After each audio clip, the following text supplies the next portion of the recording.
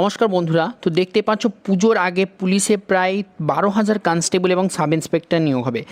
তো দেখে নাও, total 30,000 constable এবং সাব ইন্সপেক্টর নিয়োগ হতে চলেছে। এবং চাকরি সংক্রান্ত সমস্ত আপডেটের জন্য অবশ্যই চ্যানেলটিকে এখনই সাবস্ক্রাইব করো। এবং পুজোর আগে বিজ্ঞপ্তি বেরোবে। এছাড়া পিএসসির মাধ্যমে নতুন করে 25,000 চাকরি সংক্রান্ত বিজ্ঞপ্তির ভিডিও আমি করেছি, আমার জব প্লেলিস্টে গিয়ে সেটাও দেখে নিতে পারো।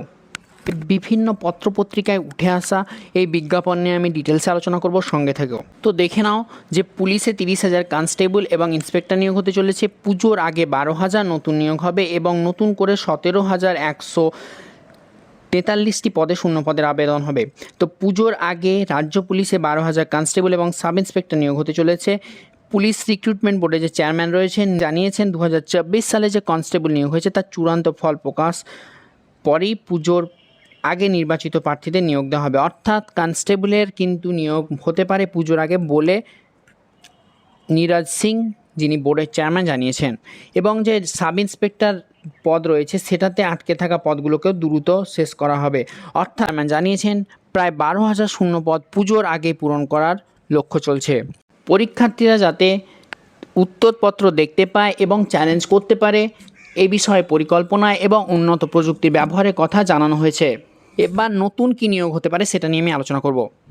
তো দেখে নাও, আগামী 5-6 মাসের মধ্যে একটা বিপুল নিয়োগ হতে চলেছে রাজ্য পুলিশ এবং কলকাতা পুলিশে। তার মধ্যে কনস্টেবল পদে রয়েছে 15,703টি এবং সাব ইন্সপেক্টর এবং সার্জেন্ট পদে রয়েছে 1,440টি পদ। অর্থাৎ সব মিলিয়ে 17,143টি পদে নিয়োগ করা হবে শীঘ্রই। অর্থাৎ দেখতে পাচ্ছ যে টোটাল নিয়োগ কিন্তু 30,000-এর কাছাকাছি হতে চলেছে। তো এই ছিল বিভিন্ন পত্রপত্রিকায় উঠে আসা পুলিশের নিয়োগ সংক্রান্ত বিভিন্ন তথ্য। তো তোমরা পড়াশোনা শুরু করে দাও, কারণ দ্রুত খুব তাড়াতাড়ি নিয়োগ হতে চলেছে এবং নতুন বিজ্ঞপ্তি প্রকাশ পেতে চলেছে।